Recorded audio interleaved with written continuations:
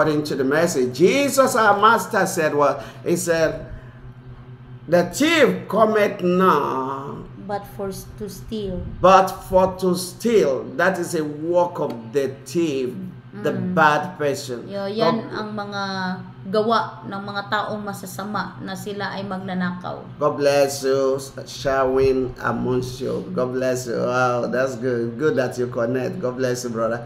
Okay, I hope somebody is getting what I'm saying. So, what Jesus is talking about here, it's not just even ordinary a man or woman, but it's talking about Satan himself. So, it calls Satan thief. Tinatawag ni Jesus si Satanas na thief na magnanakaw. And he said, what he usually do, na ang ginagawa ni Satan, whenever he appear, whenever he came to someone, his role is to come and steal. Yung ginagawa niya sa tao ay para magnakaw. He usually steal the peace, the good health of the people. That's why yung peace, yung good health ng tao, ninanakaw yan ni Satanas. Thank you, Austria. God bless you, Paul.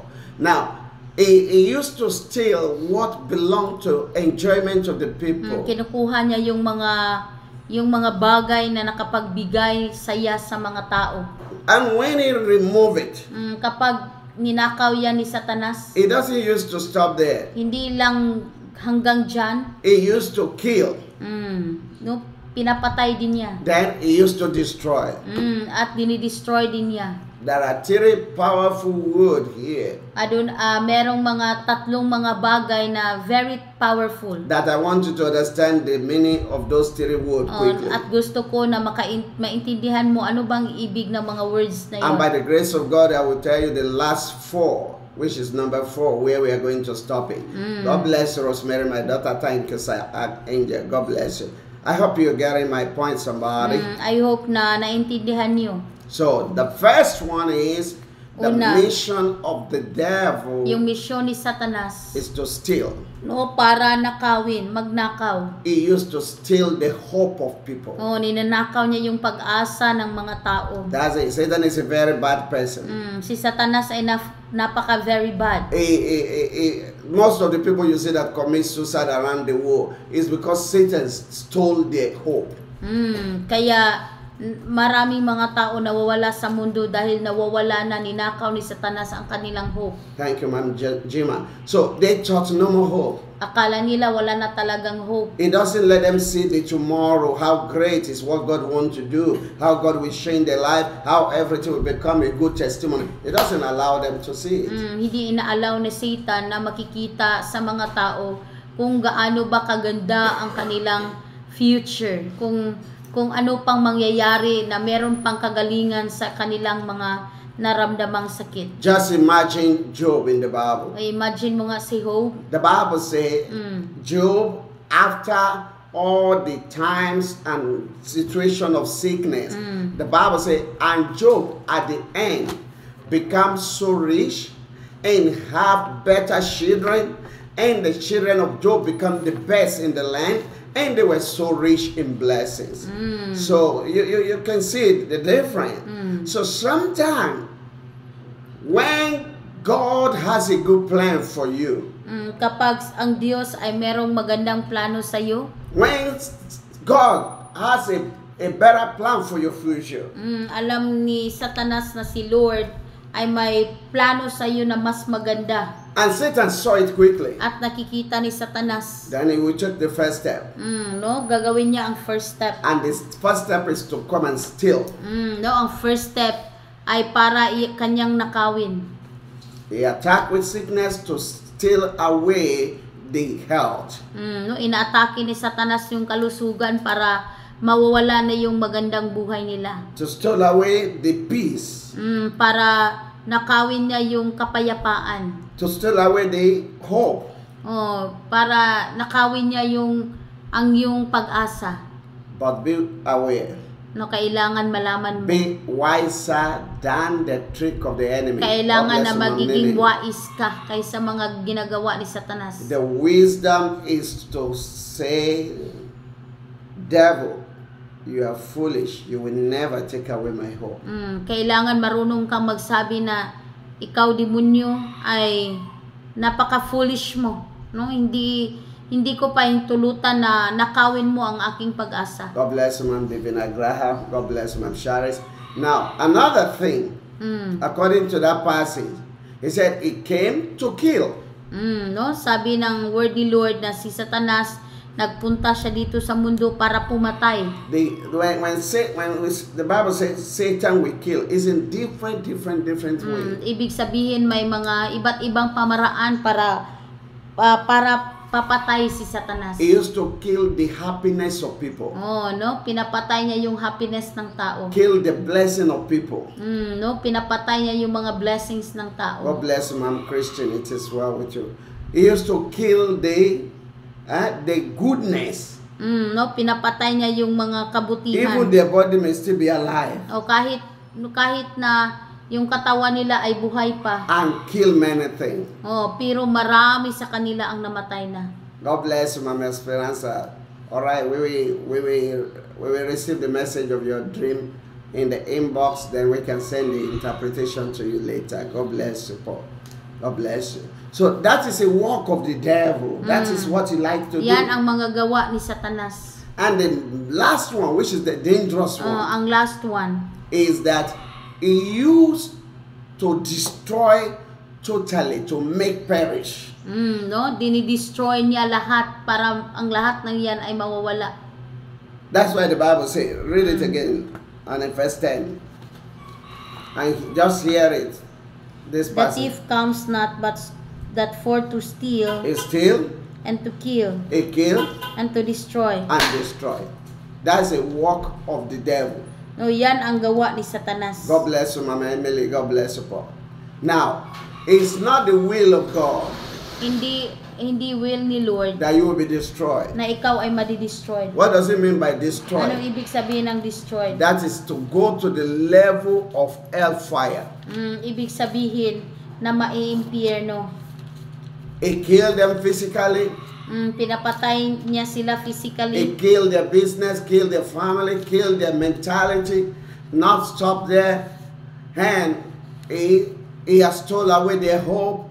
And he still continue to take them to hell by destroy them. No, hindi lang nila dinidestroy yung buhay ng tao, kundi pati ang kaluluwa para ma-impyerno. That is the mission, mission of Satan to every human being. Yan ang tatlong misyon ni Satanas sa mga tao. Some people, when they are in sickness, May mga tao kapag sila ay may sakit, they will look for solution from anybody. no, sila ay humahanap ng solusyon. Go to the albulario that we use evil power. O pumunta sila sa mga albularyo para gagawa ng mga evil power. Important is, I just want to be healed as long as I can be healed. No, ang sabi nila, bahala na, punta ako ng albularyo para ako ay gagaling.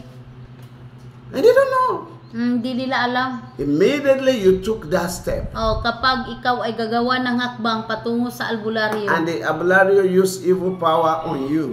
kasi yung mga albularyo ginagawa niya ay gumagamit siya ng power ni Satanas. Number one, it kill your salvation. Una, pinapatay ng mga albularyo ang iyong kaligtasan. It stole away your relationship with God. No, nawawala yung relationship mo with But you God. won't know. You will think that I just need my healing. Pero hindi mo alam kasi gusto mo lang na gumaling. And then number two, it kill. Pangalawa, papatayin niya. It kill the life that is in that person. Yung buhay ng taong yan ay papatayin niya. The person can still be walking physically and say, I'm okay. But the name already registered with Satan. No, pwedeng sasabihin ng tao, okay naman ako, okay na ako, pero hindi niya alam na yung kaluluwa niya ay inilista na doon sa impyerno. At the end, Sa katapusan, you will destroy totally. no, i-destroy ni Satanas lahat. My friend, brothers and sisters, the conclusion of the message Ang konklusyon sa mensaheng ito is, that is it, is for the devil, correct, woman of God. The conclusion of that, God bless you, Maria Lisa, God bless you, Paul. You're welcome. Amen. Is that what Jesus said in that last paragraph of it, he said what? He said, I have come to give life. No, sabi ni Lord, no, sa karugtong sa verse na yon, sabi ni Lord, but ako ay nandito para kayo ay magkaroon ng buhay. And not just to give it, but give it abundantly. No, but no, abundantly, sobra. So two things here.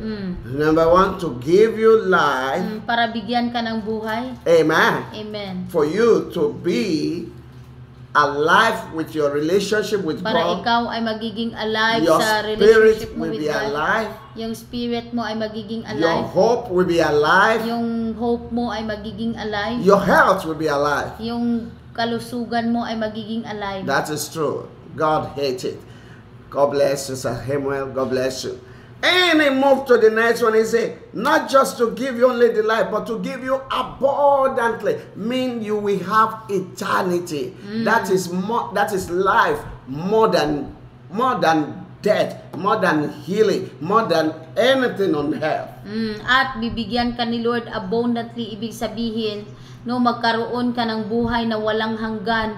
Yung buhay na walang hanggan na yan is mas mabuti pa, no, kaysa mga healing o sa mga bagay na nandito sa mundo.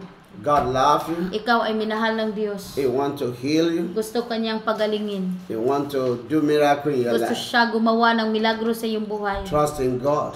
Trust in God. You will never be a failure. Amen. You will never be a victim of Amen. Satan. God bless you, Ma'am Susanna. God bless you, great woman of God. You will never be a victim of hellfire. Amen. Hallelujah. Amen. Amen. Okay. God bless you, Ma'am Digna Hojo. Yeah, snake in the dream is simply mean the enemy. That is it, like an enemy try to visit that person. Ibig sabihin, kapag nakaano ka ng ahas, no, nakakita ka ng dream sa ahas mo, ibig sabihin kaaway yan. Then the good thing in this your dream, Ma'am Digna, is that it was not able to harm you. That means you are protected by God, because when that happens, many people, it will bite them in the dream. Kasi may ibang mga tao, kapag sila ay naka-dream ng mga snakes, no, may mga dream sila, pagkatapos nilang nanaginip na sila ay kinagat ng ng snake, sila ay nagkakasakit. Pero that's good thing for you, Ma'am Digna. Ma'am Digna, na ikaw ay protected ni Lord, na hindi nakagalaw ng masama ang ahas na yun. Continue to keep your relationship Kaya with God. patuloy sa pakipagrelasyon kay Lord. God bless Ma'am Jean Masho. God bless you po. God bless you. Thank you. Anel Balanza. God bless you po. So, please, in conclusion, Sa conclusion, always have this in your mind. kailangan ilagay mo ito sa iyong isipan. No life in Satan. Wala talagang buhay kay Satanas. Satan will tell you, kill yourself. Sabihin ni Satanas na patayin mo sarili mo. Satan will tell you, go to agents of the devil. Sabihin ni Satanas sa iyo na pumunta ka doon sa albularyo. Don't believe in that Jesus. Wag kang maniwala sa Jesus na yan. But listen, Makinig ka. those who trust in God, Yung nananalig sa Diyos, they will have hope, sila ay magkaroon ng hope, life abundantly. That is in this world Na makukuha mo dito sa mundo, and in heaven. and especially doon sa It langit. shall be well with you. Amen. I want us to pray. Gusto